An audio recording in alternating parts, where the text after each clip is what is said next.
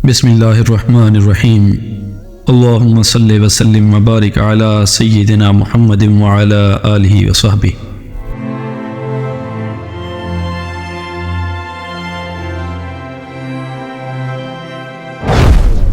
سلسلہ حق کے معزز سامعین، السلام علیکم۔ حبشہ کے مہاجرین پر جب حقیقت واضح ہوئی تو ان میں سے بعض واپس حبشہ پلٹ گئے اور باقی مکہ میں داخل ہو گئے۔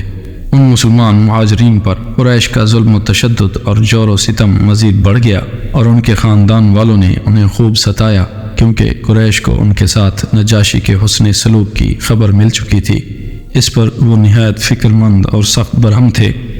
ناچار رسول اللہ صلی اللہ علیہ وآلہ وسلم نے صحابہ کرام رضی اللہ عنہم اجمعین کو پھر ہجرت حبشہ کا مشورہ دیا، لیکن یہ دوسری ہجرت پہلی ہجرت کے بالمقابل اپنے دامن میں زیادہ مشکلات لیے ہوئے تھی، کیونکہ اب کی بار قریش پہلے سے ہی چوکنا تھے اور ایسی کسی کوشش کو ناکام بنانے کا تہیہ کیے ہوئے تھے۔ لیکن مسلمان ان سے کہیں زیادہ مستعد ثابت ہوئے اور اللہ نے ان کے لیے سفر آسان بنا دیا۔ چنانچہ وہ قریش کی گرفت میں آنے سے پہلے ہی شاہ حبش کے پاس پہنچ گئے۔ اس دفعہ کل 82 یا 83 مردوں نے ہجرت کی اور 18 یا 19 عورتیں تھیں۔ مشرکین کو سخت قلق تھا کہ مسلمان اپنی جان اور اپنا دین بچا کر ایک پرامن جگہ بھاگ گئے ہیں، لہٰذا انہوں نے عمرو بن عاص اور عبداللہ بن ربیہ کو، جو گہری سوجھ بوجھ کے مالک تھے اور ابھی مسلمان نہیں ہوئے تھے، ایک اہم سفارتی مہم کے لیے منتخب کیا اور ان دونوں کو نجاشی، اعلیٰ عہدیداروں اور پیشواؤں کی خدمت میں پیش کرنے کے لیے بہترین تحفے اور ہدیے دے کر حبش روانہ کیا۔ ان دونوں نے پہلے حبش پہنچ کر اعلیٰ عہدیداروں کو تحائف پیش کیے، پھر انہیں اپنے دلائل سے آگاہ کیا جن کی بنیاد پر وہ مسلمانوں کو حبش سے نکلوانا چاہتے تھے۔ جب ان پیشواؤں نے اس بات سے اتفاق کر لیا کہ وہ نجاشی کو مسلمانوں کے نکال دینے کا مشورہ دیں گے، تو یہ دونوں نجاشی کے حضور حاضر ہوئے اور تحفے تحائف پیش کر کے اپنا مدعا یوں عرض کیا: اے بادشاہ، آپ کے ملک میں ہمارے کچھ ناسمجھ نوجوان بھاگ آئے ہیں۔ انہوں نے اپنی قوم کا دین چھوڑ دیا ہے، لیکن آپ کے دین میں بھی داخل نہیں ہوئے ہیں، بلکہ ایک نیا دین ایجاد کیا ہے جسے نہ ہم جانتے ہیں نہ آپ۔ ہمیں آپ کی خدمت میں انہی کی بابت ان کے والدین، چچاؤں اور کنبے قبیلے کے امائے دین نے بھیجا ہے۔ مقصد یہ ہے کہ آپ انہیں ان کے پاس واپس بھیج دیں، کیونکہ وہ لوگ ان پر کڑی نگاہ رکھتے ہیں اور ان کی خامی اور عتاب کے اسباب کو بہتر طور پر سمجھتے ہیں۔ جب یہ دونوں اپنا مدعا عرض کر چکے تو عہدیداروں اور پیشواؤں نے کہا: بادشاہ سلامت، یہ دونوں ٹھیک ہی کہہ رہے ہیں، آپ ان جوانوں کو ان دونوں کے حوالے کر دیں، یہ دونوں انہیں ان کی قوم اور ان کے ملک میں واپس پہنچا دیں گے۔ لیکن نجاشی نے سوچا کہ اس قضیے کو گہرائی سے کھنگالنا اور اس کے تمام پہلوؤں کو سننا ضروری ہے، چنانچہ اس نے مسلمانوں کو بلا بھیجا۔ مسلمان یہ تہیہ کر کے اس کے دربار میں آئے کہ ہم سچ ہی بولیں گے، خواہ نتیجہ کچھ بھی ہو۔ جب مسلمان آ گئے تو نجاشی نے پوچھا: یہ کون سا دین ہے جس کی بنیاد پر تم نے اپنی قوم سے علیحدگی اختیار کر لی ہے، لیکن میرے دین میں بھی داخل نہیں ہوئے ہو؟ مسلمانوں کے ترجمان حضرت جعفر بن ابی طالب رضی اللہ عنہ نے فرمایا: اے بادشاہ، ہم ایسی قوم تھے جو جاہلیت میں مبتلا تھی، ہم بت پوجتے تھے، مردار کھاتے تھے، بدکاریاں کرتے تھے، قرابت داروں سے تعلق توڑتے تھے، ہمسایوں سے بدسلوکی کرتے تھے، اور ہم میں سے طاقتور کمزور کو کھا رہا تھا۔ ہم اسی حالت میں تھے کہ اللہ نے ہم ہی میں سے ایک رسول بھیجا، اس کی عالی نسبی، سچائی، امانت اور پاک دامنی ہمیں پہلے سے ہی معلوم تھی۔ اس نے ہمیں اللہ کی طرف بلایا اور سمجھایا کہ ہم صرف ایک اللہ کو مانیں اور اسی کی عبادت کریں، اور اس کے سوا جن پتھروں اور بتوں کو ہمارے باپ دادا پوجتے تھے انہیں چھوڑ دیں۔ اس نے ہمیں سچ بولنے، امانت ادا کرنے، قرابت جوڑنے، پڑوسی سے اچھا سلوک کرنے اور حرام کاری و خون ریزی سے باز رہنے کا حکم دیا، اور برائیوں میں ملوث ہونے، جھوٹ بولنے، یتیم کا مال کھانے اور پاک دامن عورتوں پر جھوٹی تہمت لگانے سے منع کیا۔ اس نے ہمیں یہ بھی حکم دیا کہ ہم صرف اللہ کی عبادت کریں، اس کے ساتھ کسی کو شریک نہ کریں۔ اس نے ہمیں نماز، روزہ اور زکوٰۃ کا حکم دیا۔ اسی طرح حضرت جعفر رضی اللہ عنہ نے اسلام کے کام گنائے، پھر کہا: ہم نے اس پیغمبر کو سچا مانا، اس پر ایمان لائے اور اس کے لائے ہوئے دین خداوندی میں اس کی پیروی کی، چنانچہ ہم نے صرف اللہ کی عبادت کی، اس کے ساتھ کسی کو شریک نہیں کیا۔ اور جن باتوں کو اس پیغمبر صلی اللہ علیہ وآلہ وسلم نے حرام بتایا انہیں حرام مان، اور جن کو حلال بتایا انہیں حلال جانا۔ اس پر ہماری قوم ہم سے بگڑ گئی، اس نے ہم پر ظلم و ستم کیا اور ہمیں ہمارے دین سے پھیرنے کے لیے فتنے اور سزاؤں سے دوچار کیا۔ تاکہ ہم اللہ کی عبادت چھوڑ کر بت پرستی کی طرف پلٹ جائیں اور جن گندی چیزوں کو حلال سمجھتے تھے انہیں پھر حلال سمجھنے لگیں۔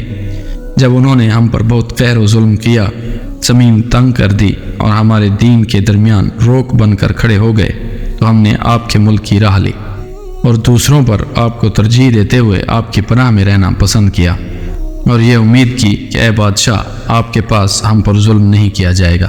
اس پر نجاشی نے پوچھا، وہ پیغمبر صلی اللہ علیہ وآلہ وسلم جو کچھ لائے ہیں اس میں سے کچھ تمہارے پاس ہے؟ حضرت جعفر رضی اللہ عنہ نے فرمایا، ہاں۔ نجاشی نے کہا، ذرا مجھے بھی پڑھ کر سناؤ۔ حضرت جعفر رضی اللہ عنہ نے سورہ مریم کی ابتدائی آیات تلاوت فرمائیں۔ نجاشی اس قدر رویا کہ اس کی داڑھی تر ہو گئی۔ نجاشی کے تمام اسقف بھی حضرت جعفر رضی اللہ عنہ کی تلاوت سن کر اس قدر روئے کہ ان کے صحیفے تر ہو گئے۔ پھر نجاشی نے کہا کہ یہ کلام اور وہ کلام جو حضرت عیسیٰ علیہ السلام لے کر آئے تھے دونوں ایک ہی شمعدان سے نکلے ہوئے ہیں۔ اس کے بعد نجاشی نے عمرو بن عاص اور عبداللہ بن ربیعہ کو مخاطب کر کے کہا کہ تم دونوں چلے جاؤ، میں ان لوگوں کو تمہارے حوالے نہیں کر سکتا اور نہ یہاں ان کے خلاف کوئی چال چلی جا سکتی ہے۔ اس حکم پر وہ دونوں وہاں سے نکل گئے، لیکن پھر عمرو بن عاص نے عبداللہ بن ربیعہ سے کہا، خدا کی قسم، کل ان کے متعلق ایسی بات لاؤں گا کہ ان کی ہریالی کی جڑ کاٹ کر رکھ دوں گا۔ عبداللہ بن ربیعہ نے کہا، نہیں، ایسا نہ کرنا، ان لوگوں نے اگرچہ ہمارے خلاف کیا ہے لیکن ہیں بہرحال ہمارے اپنے ہی کنبے قبیلے کے لوگ۔ مگر عمرو بن عاص اپنی رائے پر اڑے رہے۔ سامعین، اگلا دن آیا تو عمرو بن عاص نے نجاشی سے کہا، اے بادشاہ، یہ لوگ عیسیٰ بن مریم علیہ السلام کے بارے میں ایک بڑی بات کہتے ہیں۔ اس پر نجاشی نے مسلمانوں کو پھر بلا بھیجا۔ وہ پوچھنا چاہتا تھا کہ حضرت عیسیٰ علیہ السلام کے بارے میں مسلمان کیا کہتے ہیں۔ اس دفعہ مسلمانوں کو گھبراہٹ ہوئی، لیکن انہوں نے طے کیا کہ سچ ہی بولیں گے، نتیجہ خواہ کچھ بھی ہو۔ چنانچہ جب مسلمان نجاشی کے دربار میں حاضر ہوئے اور اس نے سوال کیا تو حضرت جعفر رضی اللہ عنہ نے فرمایا، ہم عیسیٰ علیہ السلام کے بارے میں وہی بات کہتے ہیں جو ہمارے نبی صلی اللہ علیہ وآلہ وسلم لے کر آئے ہیں، یعنی حضرت عیسیٰ علیہ السلام اللہ کے بندے، اس کے رسول، اس کی روح اور اس کا وہ کلمہ ہے جسے اللہ نے کنواری پاک دامن حضرت مریم علیہ السلام کی طرف القا کیا تھا۔ اس پر نجاشی نے زمین سے ایک تنکا اٹھایا اور بولا، خدا کی قسم، جو کچھ تم نے کہا ہے، حضرت عیسیٰ علیہ السلام اس سے اس تنکے کے برابر بھی بڑھ کر نہ تھے۔ اس پر پیشواؤں نے کی آواز لگائی۔ نجاشی نے کہا، اگرچہ تم لوگ کہو۔ اس کے بعد نجاشی نے مسلمانوں سے کہا، جاؤ، تم لوگ میرے قلمرو میں امن و امان سے ہو۔ جو تمہیں گالی دے گا اس پر تاوان لگایا جائے گا۔ مجھے گوارا نہیں کہ تم میں سے میں کسی آدمی کو ستاؤں اور اس کے بدلے مجھے سونے کا پہاڑ مل جائے۔ اس کے بعد اس نے اپنے حاشیہ نشینوں سے مخاطب ہو کر کہا، ان دونوں کو ان کے ہدیے واپس کر دو، مجھے ان کی کوئی ضرورت نہیں۔ خدا کی قسم، اللہ تعالیٰ نے جب مجھے میرا ملک واپس کیا تھا تو مجھ سے کوئی رشوت نہیں لی تھی، اور میں اس کی راہ میں رشوت لوں؟ نیز اللہ نے میرے بارے میں لوگوں کی بات قبول نہ کی تھی، اور میں اللہ کے بارے میں لوگوں کی بات مانوں؟ حضرت ام سلمہ رضی اللہ عنہا، جنہوں نے اس واقعے کو بیان کیا ہے، فرماتی ہیں، اس کے بعد وہ دونوں اپنے ہدیے تحفے لیے بے آبرو ہو کر واپس چلے گئے، اور ہم نجاشی کے پاس ایک اچھے ملک میں ایک اچھے پڑوسی کے زیر سایہ مقیم رہے۔ یہ ابن اسحاق کی روایت ہے، اور دوسرے سیرت نگاروں کا بیان ہے کہ نجاشی کے دربار میں حضرت عمرو بن عاص رضی اللہ عنہ کی حاضری جنگ بدر کے بعد ہوئی تھی۔ بعض نے یہ صورت بیان کی ہے کہ حضرت عمرو بن عاص رضی اللہ عنہ نجاشی کے دربار میں مسلمانوں کی واپسی کے لیے 2 مرتبہ گئے تھے، لیکن جنگ بدر کے بعد کی حاضری کے ضمن میں حضرت جعفر رضی اللہ عنہ اور نجاشی کے درمیان سوال و جواب کی جو تفصیلات بیان کی جاتی ہیں وہ تقریباً وہی ہیں جو ابن اسحاق نے ہجرت حبشہ کے بعد کی حاضری کے سلسلے میں بیان کی ہیں۔ پھر ان سوالات کے مضامین سے واضح ہوتا ہے کہ نجاشی کے پاس یہ معاملہ ابھی پہلی بار پیش ہوا تھا، اس لیے ترجیح اس بات کو حاصل ہے کہ مسلمانوں کو واپس لانے کی کوشش صرف ایک بار ہوئی تھی، اور وہ ہجرت حبشہ کے بعد تھی۔ بہرحال مشرکین کی چال ناکام ہو گئی، اور ان کی سمجھ میں آ گیا کہ وہ اپنے جذبہ عداوت کو اپنے دائرہ اختیار ہی میں آسودہ کر سکتے ہیں۔ سامعین، اللہ تبارک و تعالی سے دعا ہے کہ وہ ہم سب پر اپنا فضل اور کرم جاری رکھے اور ہمیں دنیا و آخرت کی فلاح عطا فرمائے۔ اللہ حافظ۔